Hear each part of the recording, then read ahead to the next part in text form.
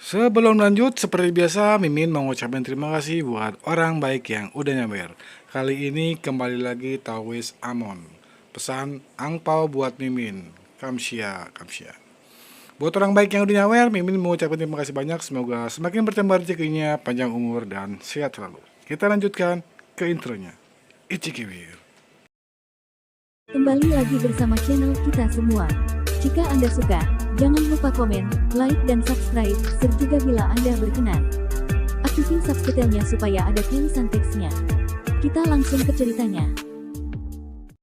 Perintah Kaisar Naga. Bab 4691-4697.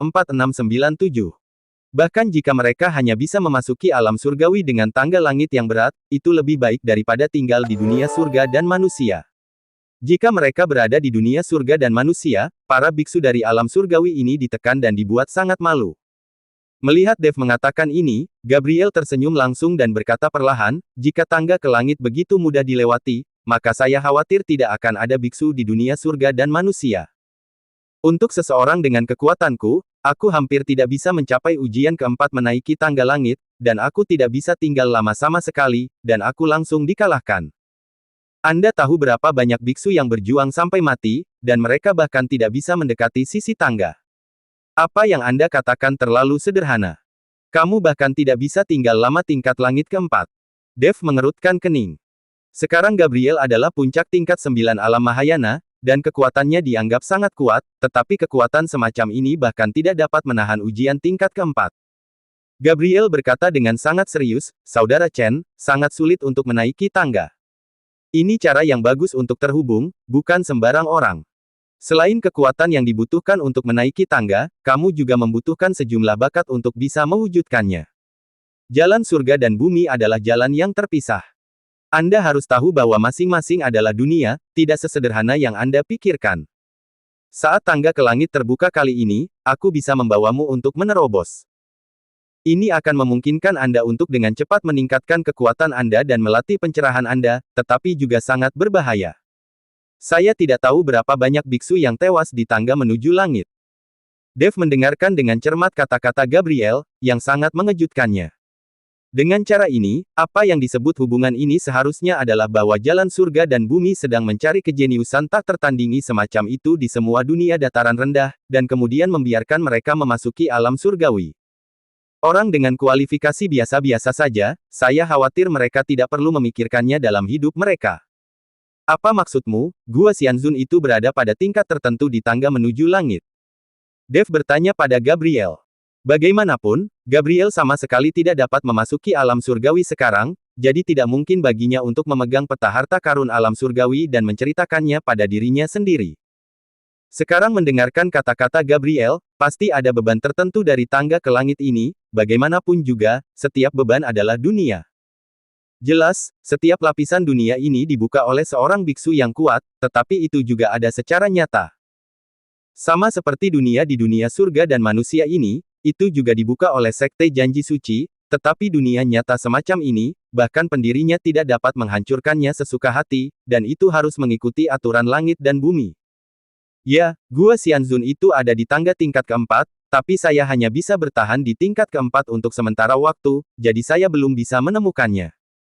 Tapi saya percaya bahwa ketika tangga ke langit muncul lagi, saya pikir Anda bisa berdiri kokoh di tingkat keempat.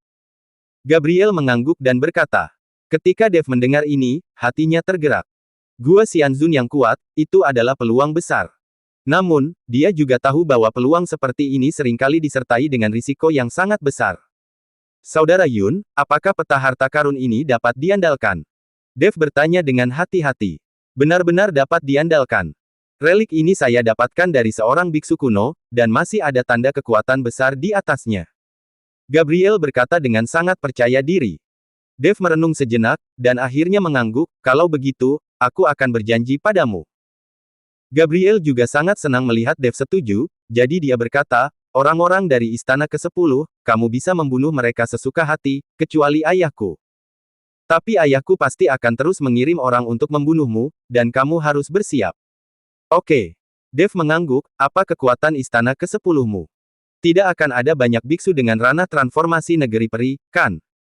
Tentu saja tidak, tidakkah kamu menemukan bahwa hanya ada sedikit biksu di dunia surga dan manusia? Kata Gabriel. Ya, itu sangat langka. Dev mengangguk. Kecuali dua penguasa domain yang dia temui yang berada di ranah transformasi negeri peri, dan penguasa kota binatang, dia pada dasarnya tidak bertemu dengan para biksu di ranah transformasi negeri peri. Tentu saja, ada juga Taois Wallace, yang juga harus menjadi master transformasi negeri peri. Biksu di ranah transformasi negeri peri sudah sangat sulit untuk berkembang di dunia surga dan manusia. Bagaimanapun, sumber daya kultivasi di dunia surga dan manusia terbatas, dan semuanya berbasis spiritual. Setelah kita tiba di transformasi negeri peri, kita membutuhkan batu roh peri untuk membantu berkultivasi. Inilah sebabnya mengapa istana ke-10 kami membutuhkan sejumlah besar batu roh peri. Banyak dari biksu yang bereinkarnasi ini tidak dapat melarikan diri dari dunia dan berlatih keras, dan banyak dari mereka berada di tangga menuju langit. Seperti yang saya katakan, setiap tingkat tangga menuju langit adalah dunia. Banyak biksu memasuki tangga ke langit, dan kemudian mereka akan berlatih di tingkat tangga tertentu. Dunia di tangga berbeda dari dunia surga dan manusia, dan memiliki berbagai sumber daya kultivasi. Tapi dunia di tangga juga sangat berbahaya, ribuan kali lebih berbahaya dan kejam daripada dunia surga dan manusia ini, dan bahkan setelah mencapai tingkat keempat, dunia akan sangat menindas, dan kesulitannya bisa dibayangkan. Setiap kali tangga menghilang, banyak biksu memilih untuk tinggal di dunia tangga untuk berlatih. Tentu saja, banyak biksu yang terjebak di dalamnya dan tidak punya cara untuk pergi. Gabriel menjelaskan kepada Dev secara rinci. Saudara Yun, maka setiap beban di tiap tangga adalah dunia. Apakah itu berarti ada banyak orang dalam setiap tangga? Dev bertanya dengan rasa ingin tahu. Lagi pula, setelah dunia tercipta, manusia pasti akan lahir. Tentu saja, mereka semua adalah dunia nyata, dan tentu saja mereka akan memiliki manusia. Kecuali untuk sumber daya kultivasi, itu tidak berbeda dengan dunia surga dan manusia. Tapi satu hal yang harus kamu ingat adalah bahwa di dunia di dalam tangga, setiap makhluk hidup yang kamu lihat akan menjadi musuhmu. Di dunia itu, kamu tidak akan memiliki teman atau kerabat. Tingkat kekejaman membutuhkan psikologi yang kuat untuk menanggungnya. Berbicara tentang ini, wajah Gabriel juga sedikit berubah, seolah-olah dia telah mengingat sesuatu. Mungkinkah manusia di dunia tangga ke langit semuanya adalah mesin pembunuh tanpa perasaan? Dev bertanya dengan heran. Anda tahu, para biksu di dunia surga dan manusia juga terus-menerus memperjuangkan berbagai sumber daya, yang jauh lebih kejam daripada di dunia sekuler. Tetapi ketika Dev sampai di sini, dia masih memiliki banyak teman dan memiliki banyak wanita kepercayaan. Tentu saja tidak, manusia di dunia tiap tangga juga memiliki 7 emosi dan 6 keinginan. Tentu saja, mereka bukan mesin pembunuh tanpa perasaan. Hanya saja saat kita memasuki dunia tangga di langit, kita heterogen, jadi kita hanya menghadapi pembantaian. Ini juga alasan mengapa banyak biksu dari alam surgawi tinggal di dunia tangga langit untuk berlatih, dan mereka akan menghadapi bahaya besar. Gabriel berkata. Dev sedikit berpikir, dia sepertinya mengerti apa yang dikatakan Gabriel, dan dia juga mengerti seperti apa dunia di tiap tangga itu. Hei, jangan pikirkan itu. Ketika tangga ke langit muncul, aku akan membawamu ke sana dan kamu akan tahu segalanya. Aku masih ingin menanyakan satu hal padamu sekarang. Gabriel menatap Dev yang kontemplatif dan berkata, apa lagi yang kamu inginkan? Meskipun Anda memberitahu saya ini, bukan berarti saya dapat membantu Anda dalam segala hal. Dev menatap Gabriel dan berkata, jangan khawatir, masalah ini tidak akan membuatmu malu. Setelah Gabriel selesai berbicara, dia mengeluarkan belati hitam dengan tanda di atasnya, lalu menyerahkannya kepada Dev dan berkata, gunakan belati ini untuk membunuhku. Apa? Dev terkejut dan hampir melompat. Dev tidak mengerti. Apakah Gabriel meminum obat yang salah tadi pagi, jadi kenapa dia bisa membiarkan dirinya membunuhnya? Jangan gugup, aku tidak akan membiarkanmu benar-benar membunuhku, aku datang kepadamu, tapi aku tidak melawanmu, itu semua karena aku tidak ingin mati. Aku memintamu menggunakan belati ini untuk membunuh seberkas jiwaku. Dengan cara ini, lentera jiwa saya di istana ke-10 akan padam. Jika lentera hidup dan jiwa saya padam, itu berarti saya sudah mati, dan saya tidak perlu kembali ke istana ke-10. Kalau tidak, lentera jiwaku masih ada di istana ke-10, tapi aku tidak akan kembali, saya akan dianggap sebagai pengkhianat istana. Ketika penegak hukum istana muncul, ayah saya bahkan tidak akan bisa melindungi saya. Gabriel menjelaskan pada Dev. Ketika Dev mendengar ini, dia langsung mengerti alasannya. Dia baru saja membunuh Rota, dan orang-orang dari Istana ke-10 mengetahuinya dan mengirim Gabriel ini untuk menemukannya. Agak sulit untuk membunuh jiwa tanpa menyakiti hidupmu. Dev sedikit mengerutkan kening. Tentu saja itu sulit, kalau tidak saya tidak akan meminta Anda untuk melakukannya. Tapi aku tidak akan membiarkanmu melakukannya tanpa alasan. Saya memiliki baju besi khusus di sini yang sangat defensif. Jika Anda memakainya di tubuh Anda, itu bisa sangat meningkatkan kekuatan Anda. Ini diberikan kepada saya oleh ayah saya, dan saya selalu enggan memakainya.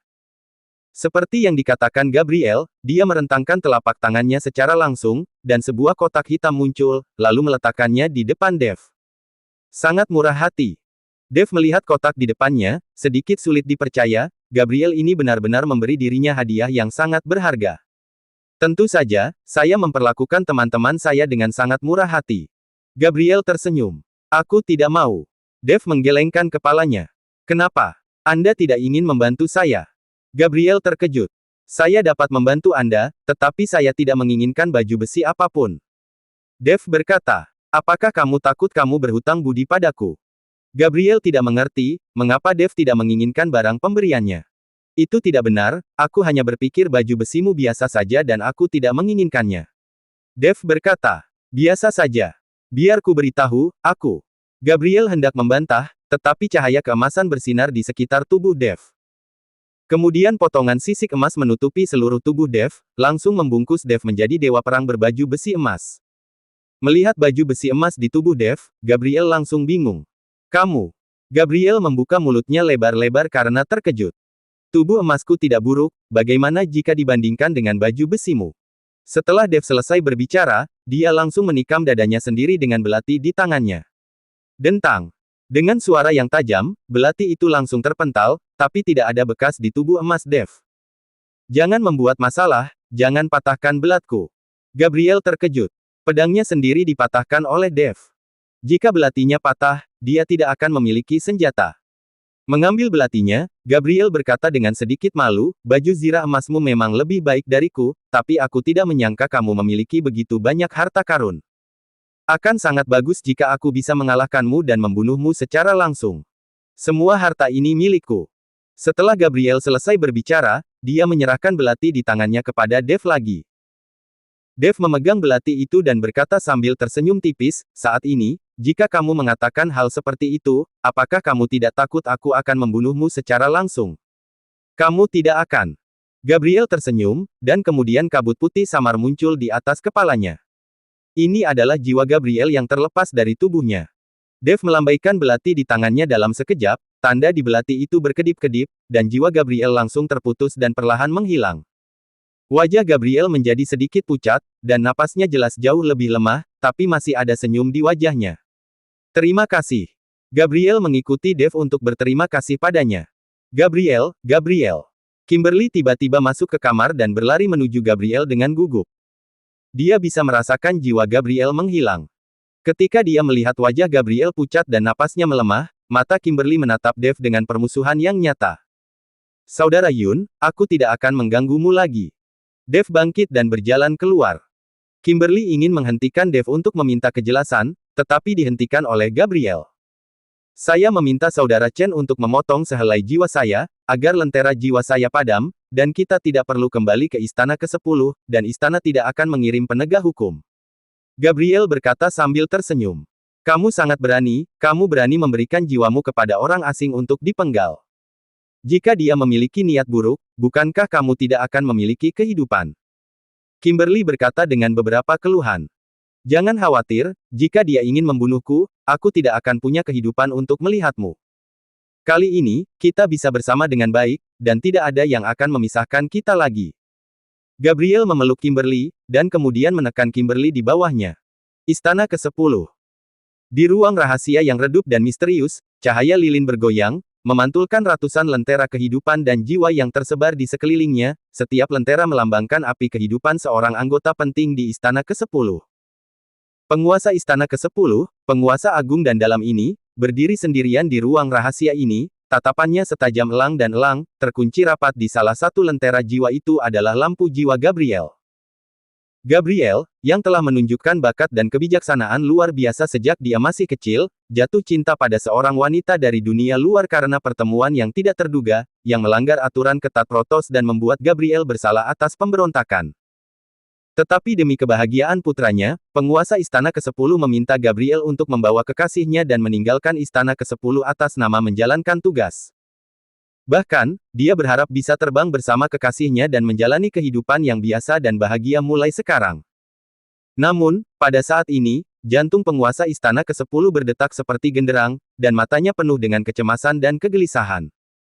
Dia tahu bahwa lentera jiwa kehidupan Gabriel selalu ada di Istana ke-10.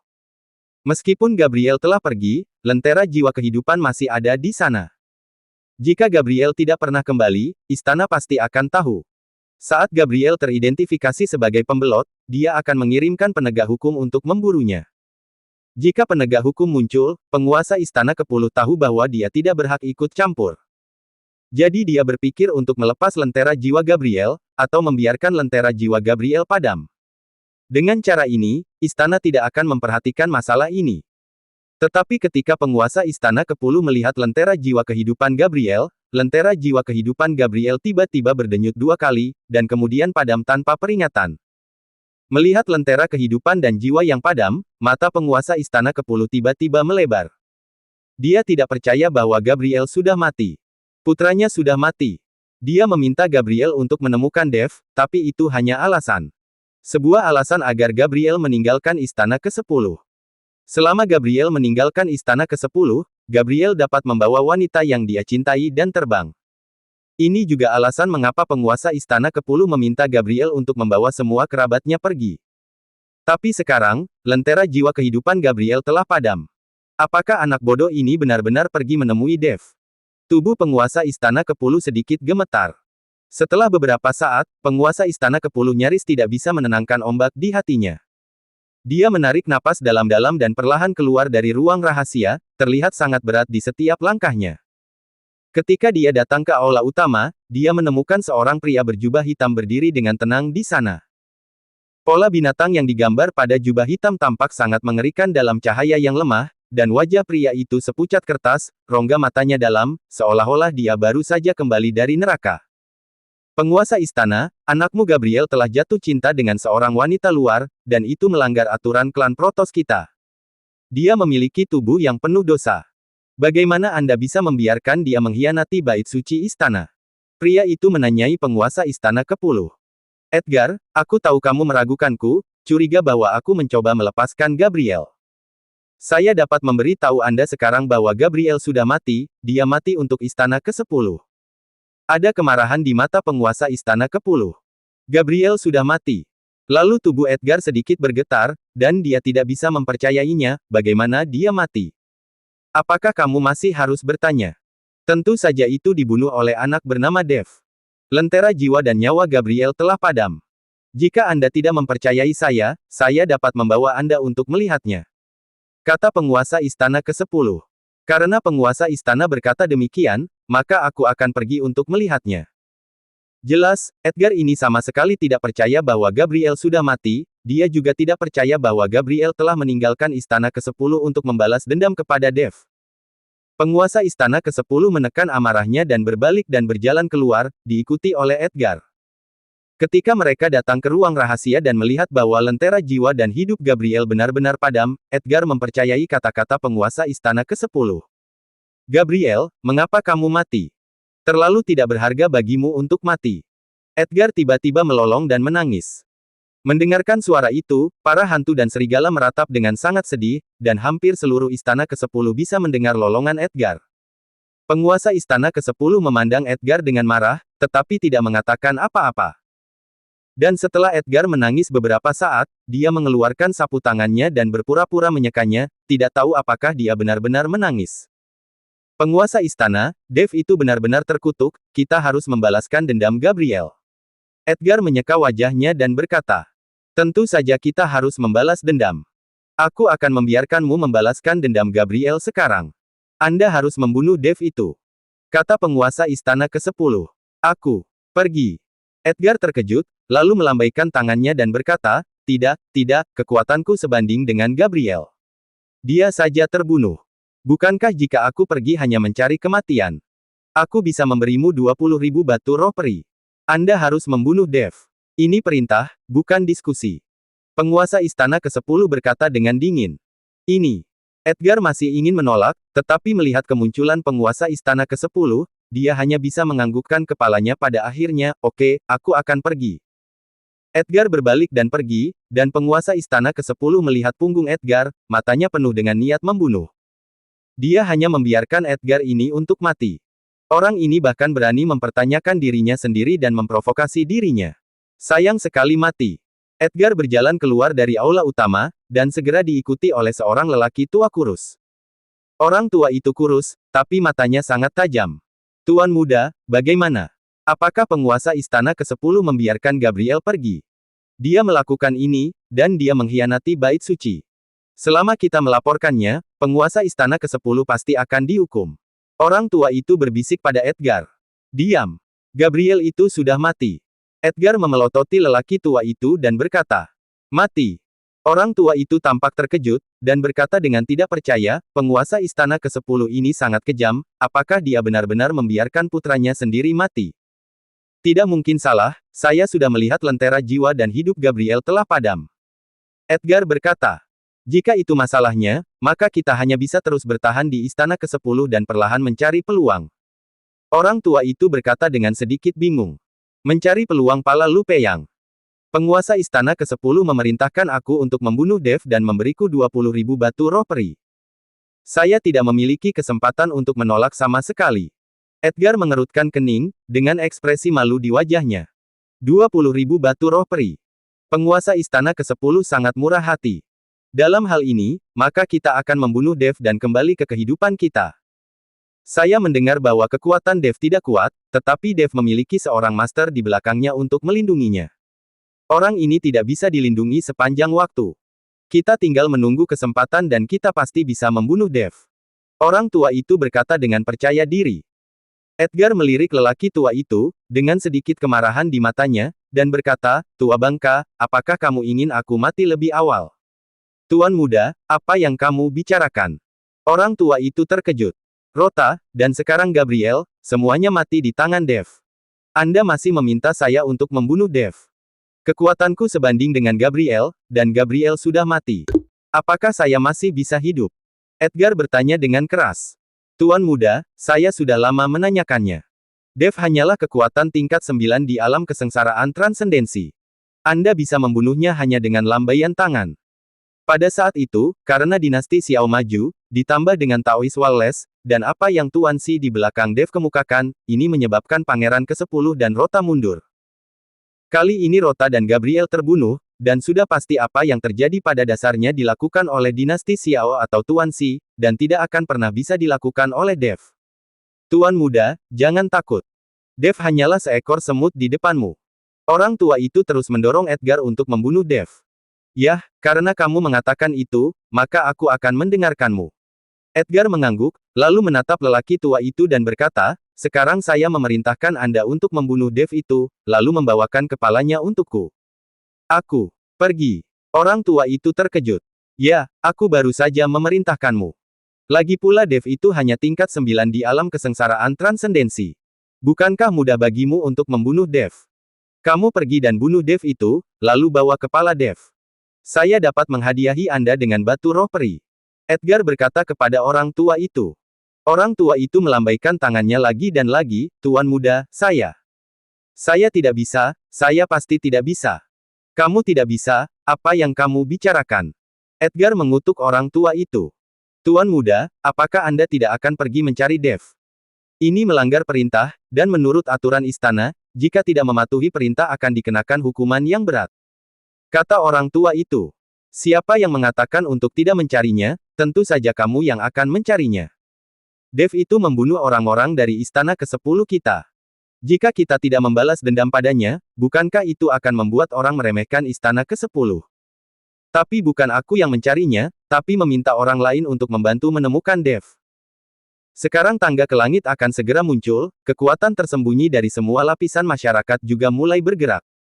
Kebetulan kita memanfaatkan kesempatan ini. Atas nama Istana ke-10, saya mengeluarkan perintah pembunuhan. Selama kita bisa membunuh Dev, kita akan menghadiahi 100.000 batu roh peri. Edgar tersenyum dingin. 100.000 batu roh peri. Orang tua itu terhuyung-huyung dan hampir tidak jatuh. Dia menatap Edgar dengan tak percaya, Tuan Muda, di mana Anda memiliki begitu banyak batu roh peri? Tentu saja saya tidak memilikinya, tetapi Istana ke-10 memilikinya. Saya hanya akan menyebarkannya atas nama Istana ke-10. Tidak peduli siapa yang membunuh Dev, dia akan datang ke Istana ke-10 untuk mendapatkan batu roh peri ini. Itu tidak ada hubungannya dengan saya. Ketika saatnya tiba, saya tidak peduli apakah penguasa Istana ke-10 akan memberikannya atau tidak. Saya percaya bahwa 100.000 batu roh peri pasti akan membuat orang-orang tersembunyi itu gila. Anda harus tahu bahwa hal yang paling kurang dalam kultivasi mereka adalah sumber daya batu roh peri. Edgar berkata. Orang tua itu menatap Edgar tanpa berkata-kata untuk sementara waktu, dan tidak tahu harus berkata apa. Jangan bengong, cepat dan keluarkan perintah pembunuhan, ingatlah untuk menebarkan jaring yang lebar. Edgar mendesak. Tuan Muda, aliansi penyegelan iblis juga pernah menggunakan upeti selama 100 tahun ketika mengeluarkan perintah pembunuhan terhadap Dev, tapi Dev masih hidup dan sehat, saya khawatir perintah pembunuhan ini. Orang tua itu sedikit ragu-ragu. Bagaimanapun, dia mengeluarkan perintah pembunuhan atas nama Istana ke-10 dan menjanjikan hadiah 100.000 batu roh peri. Ini bukan masalah sepele. Upeti selama 100 tahun dari aliansi penyegelan iblis hanyalah kentut. Hanya beberapa biksu kecil yang bisa menggunakannya. Para biksu yang benar-benar telah mencapai puncak 9 alam Mahayana, atau yang telah di ranah transformasi negeri peri, sama sekali tidak melihat sumber daya dari aliansi penyegelan iblis. Hanya batu roh peri ini yang dapat memikat para biksu master ini, lakukan saja instruksiku. Edgar berkata dengan tajam. Baik, Tuan. Ketika lelaki tua itu melihat ini, dia hanya bisa menganggukkan kepalanya, lalu berbalik dan pergi. Setelah perintah pembunuhan dibuat, lelaki tua itu tersenyum, Dev, kamu pasti mati kali ini. Tidak baik untuk memprovokasi siapapun, tapi kamu memprovokasi Istana ke-10 kami. Orang tua itu tahu betapa menggodanya batu roh peri ini bagi biksu di ranah transformasi negeri peri. Selain itu, pada tahap ini ketika tangga ke langit hendak dibuka, pasti akan ada banyak biksu yang mengasingkan diri akan keluar dari pengasingannya satu demi satu. Dalam hal ini, setelah menerima perintah pembunuhan, para biksu ini pasti akan menjadi gila. Batu roh peri, meskipun itu adalah batu sampah di alam surgawi, tapi di dunia surga dan manusia, itu adalah sumber daya penting untuk naik ke alam surgawi. Batu roh biasa memiliki sedikit efek pada biksu transformasi negeri peri, tetapi batu roh peri ini memiliki efek terbesar pada biksu transformasi negeri peri.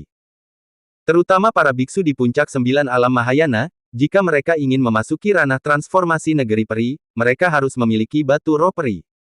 Sekarang setelah menjanjikan 100.000 batu roh peri, itu pasti akan membuat kekuatan tersembunyi mendidih. Kota Matahari dan Bulan. Kelly masih dikurung di kamar, tidak melakukan apa-apa sepanjang hari, hanya berlatih. Meskipun Kelly tidak terlalu memikirkannya, ayahnya tidak mengizinkannya meninggalkan Sun Kota Matahari dan Bulan. Tuan Putri. Saat pintu ruangan didorong terbuka, seorang biksu wanita masuk. Ada apa? Kelly membuka matanya dan menatap biksu wanita di depannya dan bertanya. Lihat ini. Setelah biksu wanita selesai berbicara, dia perlahan membuka telapak tangannya, dan selembar kertas putih perlahan muncul di depan Kelly. Ketika Kelly melihat konten di atas, dia tercengang. Perintah pembunuhan. Istana ke-10 ini menjanjikan 100.000 batu roh peri sebagai hadiah untuk membunuh Dev. Apa yang dilakukan orang ini? Apakah dia benar-benar memprovokasi Istana ke-10 sehingga mengeluarkan 100.000 batu roh peri? Tidak, aku harus menemui ayahku dan memintanya untuk maju dengan cepat untuk melindungi Dev. Seperti yang dikatakan Kelly, dia keluar dari ruangan. Tapi begitu dia berjalan ke pintu, dia diguncang oleh kekuatan yang sangat besar. Tuan Putri, kamu tidak bisa meninggalkan ruangan ini tanpa kehendak Kaisar. Biksu wanita itu berkata. Kelly mengerutkan kening, dengan ekspresi cemas di wajahnya. Kamu cepat pergi ke guruku, dan kemudian memberinya perintah pembunuhan ini. Kelly berkata. Bagaimanapun, urusan Dev dan Kelly diatur oleh Taoist Wallace. Jika Taoist Wallace melihat perintah pembunuhan ini, dia pasti akan menemukan cara untuk menyelamatkan Dev. Mustahil baginya untuk menjadi janda kecil sebelum dia menikah dengan Dev. Baik, Tuan Putri. Biksu wanita itu perlahan mundur. Kelly tidak bisa duduk diam saat dia berjalan bola-balik di dalam ruangan. Dia dikurung di sini dan tidak bisa menghubungi Dave lagi. Pada saat ini, di istana, Taois Wallace dan Caesar sedang minum teh roh, dan perintah pembunuhan dari istana ke-10 juga ditempatkan di depan mereka. Tuan Guru Wallace, saya tidak menyangka anak ini begitu berharga, 100.000 batu roh peri, bahkan saya patah hati. Caesar tersenyum sedikit. Hahaha, istana ke-10 lebih suka mengeluarkan 100.000 batu roh peri dan mengeluarkan perintah pembunuhan dengan sendirinya daripada membunuh Dave secara langsung. Coba tebak untuk apa? Taois Wallace tersenyum. Pertama, ada kemungkinan istana ke-10 tidak bisa membunuh Dave, atau memiliki kekhawatiran. Kedua, istana ke-10 mengeluarkan perintah pembunuhan ini karena ingin membuat Dave jijik.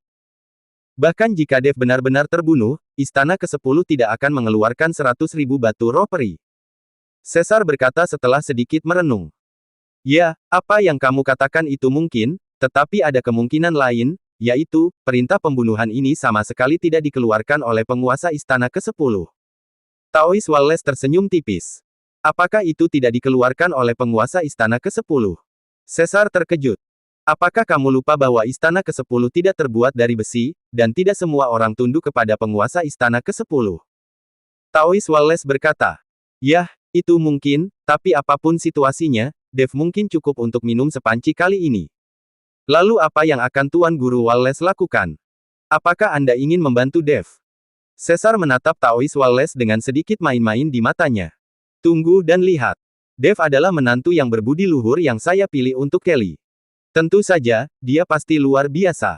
Tapi jika dia hanya sia-sia yang membutuhkan bantuan di mana-mana, bukankah aku akan menyakiti Kelly? Taois Wallace berkata. Baiklah, dengarkan saja Tuan Guru Wallace, mari kita tunggu dan lihat perubahannya, dan ambil kesempatan untuk mengeksplorasi kekuatan tersembunyi dari semua pihak.